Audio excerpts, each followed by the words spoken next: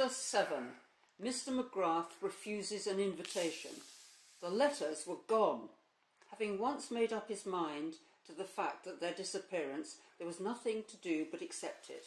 Anthony realised very well that he could not pursue Giuseppe through the corridors of the Blitz Hotel. To do so was to court undesirable publicity and in all probability to fail in his object all the same. He came to the conclusion that Giuseppe had mistaken the packets of letters, enclosed as they were in the other wrappings, for the memoirs themselves. It was likely, therefore, that when he discovered his mistake, he would make another attempt to get hold of the memoirs. For this attempt Anthony intended to be fully prepared.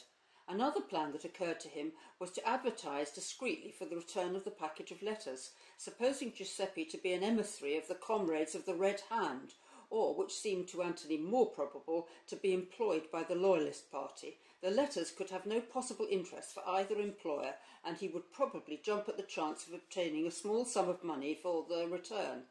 Having thought all this out, Anthony returned to bed and slept peacefully until morning. He did not fancy that Giuseppe would be anxious for a second encounter that night. Anthony got up with his plan of campaign fully thought out. He had a good breakfast, glanced at the papers, which were full of the new discoveries of the oil at Herosloviak, and then demanded an interview with the manager, and being Anthony Cade, with a gift for getting his own way by means of quiet determination, he obtained what he asked for. The manager, a Frenchman with an exquisite suave manner, received him in his private office. "You wish to see me, I understand, Mr. McGrath?" "I did. I arrived at your hotel yesterday afternoon, and I had dinner served to me in my own room by a waiter whose name was Giuseppe." He paused. "I dare say we have a waiter of that name," agreed the manager indifferently. "I was struck by something unusual in the man's manner, but thought nothing more of it at the time. Later in the night I was awakened by the sound of someone moving softly about the room.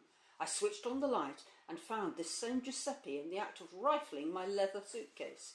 The manager's indifference had completely disappeared now. "But I have heard nothing of this," he exclaimed. "Why was I not informed sooner? The man and I had a brief struggle. He was armed with a knife, by the way, and in the end he succeeded by making off by way of the window." "What did you do then, Mr. McGrath?" "I examined the contents of my suitcase. Had anything been taken?" "Nothing of importance," said Anthony slowly. The manager leaned back with a sigh. "I'm glad of that," he remarked. "But you will allow me to say, Mr. Graff, that I do not quite understand your attitude in the matter. You made no attempt to arouse the hotel, to pursue the thief?" Anthony shrugged his shoulders. "Nothing of value had been taken, as I tell you. I am aware, of course, that strictly speaking it is a case for the police." He paused, and the manager murmured without any particular enthusiasm, "For the police, of course. In any case, I was fairly certain that the man would manage to make good his escape, and since nothing was taken, why bother with the police?" The manager smiled a little. "I see that you realise, Mr. Graff, that I am not at all anxious to have the police called in. From my point of view, it is always disastrous. If the newspapers can get hold of anything connected with a big fashionable hotel such as this, they always run it for all they're worth, no matter how insignificant the real subject may be." "Quite so," agreed Anthony. "Now I told you that nothing of value had been taken, and that was perfectly true in a sense. Nothing of any value to a thief was taken, but he got hold of something which is of considerable value to me." "Ah, letters, you understand. An expression of superhuman discretion, only to be achieved by a Frenchman, settled down upon the manager's face. "I comprehend," he murmured, "but perfectly naturally it is not the matter for the police. We are quite agreed on that point, but you will understand that I have every intention of recovering these letters. In the parts of the world where I come from, people are used to doing things for themselves. What I require from you, therefore, is the fullest possible information you can give me about this waiter, Giuseppe." "I see no objection to that," said the manager, after a moment or two's pause. "I cannot give you the information offhand, of course, but it will be return in half an hour's time, and I will have everything ready to lay before you." "Thank you very much. That will suit me admirably." In half an hour's time Anthony returned to the office again to find that the manager had been as good as his word. Jotted down on a piece of paper were all the relevant facts known about Giuseppe Manelli. "He came out to us, you see, about 3 months ago. A skilled, experienced waiter. Has given complete satisfaction. He has been in England for about 5 years." Together the two men ran over the list of hotels and restaurants where the Italian had worked. One fact struck Anthony as being possibly of significance. At 2 of the hotels in question there had been serious robberies during the time that Giuseppe was employed there, though no suspicion of any kind had attached to him in either case. Still, the fact was significant. Was Giuseppe merely a clever hotel thief? Had his search for Anthony's suitcase been only part of his habitual professional tactics? He might just possibly have had the packet of letters in his hand at the moment when Anthony switched on the light and have shoved it into his pocket mechanically so as to have his hands free. In that case, the thing was merely a plain or garden robbery. Against that, there was to be put the man's excitement of the evening before when he had caught sight of the papers lying on the table. There had been no money or object of value there, such as would excite the cupidity of an ordinary thief. No, Anthony felt convinced that Giuseppe had been acting as a tool for some outside agency. With the information supplied to him by the manager, it might be possible to learn something about Giuseppe's private life, and so finally track him down. He gathered up the sheet of paper and rose. "Thank you very much indeed. It's quite unnecessary to ask, I suppose, whether Giuseppe is still in the hotel." The manager smiled. His bed was not slept in. All his things had been left behind. He must have rushed straight out after his attack upon you. I don't think there's much chance of our seeing him again. I imagine not. Well, thank you very much indeed. I shall be staying on here for the present. I hope you will be successful in your task, but I confess that I am rather doubtful. I always hope for the best.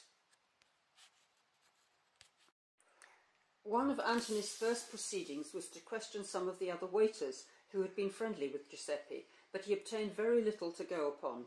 He wrote out an advertisement on the lines that he had planned and had it sent to 5 of the most widely read newspapers. He was just about to go out and visit the restaurant which Giuseppe had been previously employed when the telephone rang. Anthony took up the receiver. "Hello, what is it?" A toneless voice replied. "I am speaking to Mr. McGrath." "You are. Who are you?" "This is Messrs. Balderston and Hodgkinson. Just a minute, please. I will put you through to Mr. Balderston." Our worthy publishers, thought Anthony. So they are getting worried too, are they? They needn't. There's a week to run still.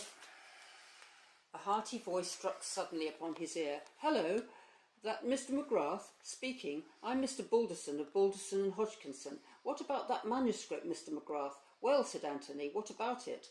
"Everything about it, I understand, Mr. Graff, that you have just arrived in this country from South Africa. That being so, you can't possibly understand the position. There's going to be trouble about this manuscript, Mr. McGrath, big trouble. Sometimes I wish we'd never said we'd handle it. Indeed, I assure you it is so. At present I'm anxious to get it into my possession as quickly as possible, so as to have a couple of copies made. Then, if the original is destroyed, well, no harm will be done."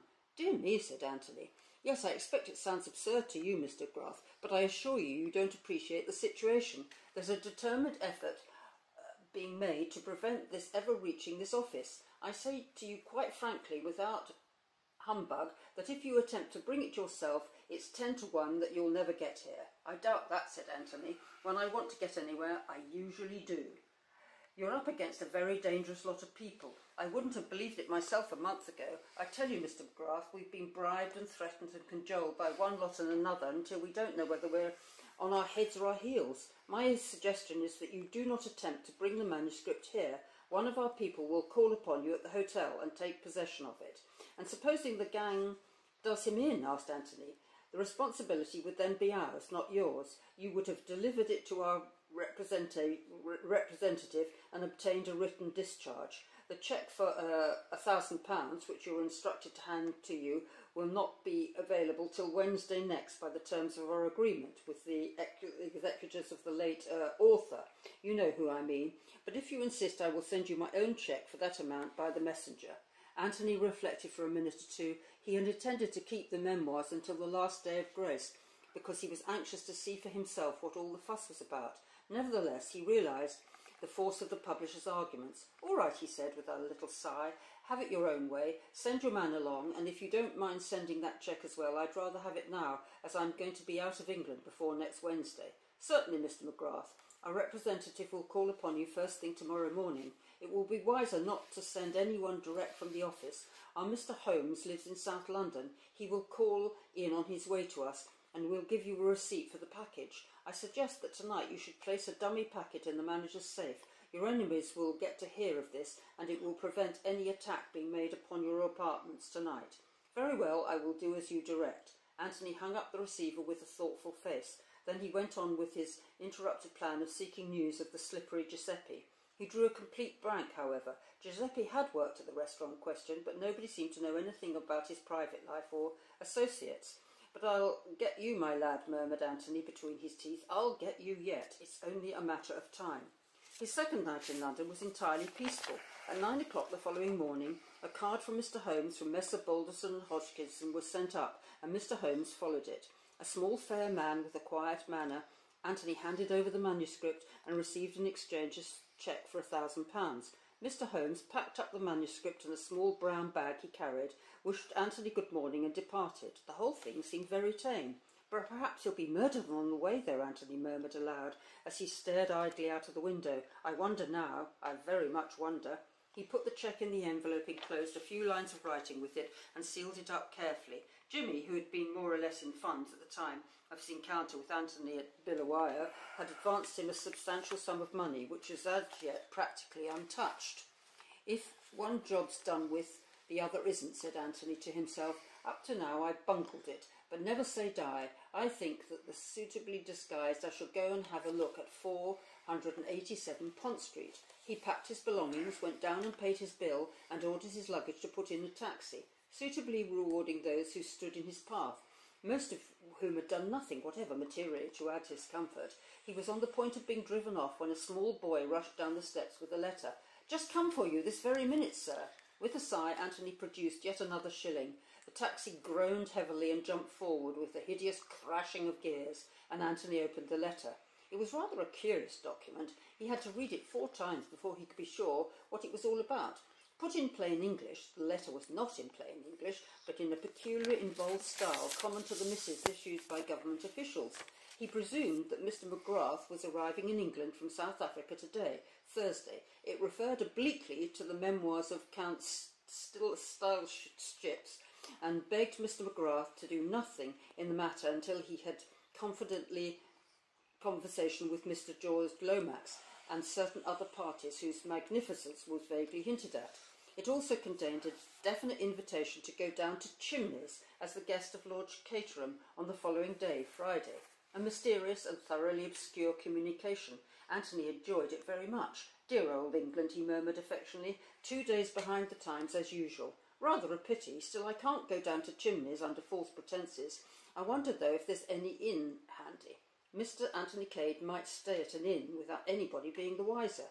He leaned out of the window, gave new directions to the taxi driver, who acknowledged them with a snort of contempt. The taxi drew up before one of London's more obscure hostelries. The fare, however, was paid on the scale befitting its point of departure. Having booked a room in the name of Anthony Cade, Anthony passed into a dingy writing room, took out a sheet of newspaper stamped with the legend Hotel Blitz, and wrote rapidly. He explained that he had arrived on the preceding Tuesday and that he'd handed over the manuscripts in question to Messrs. Balderson and Hodgkinson, and he regretfully declined the kind invitation of Lord Caterham as he was leaving England almost immediately. He signed the letter, "Yours faithfully, James McGrath." "And now," said Anthony, as he affixed the stamp to the envelope, "to business. Exit James McGrath and enter Anthony Cade."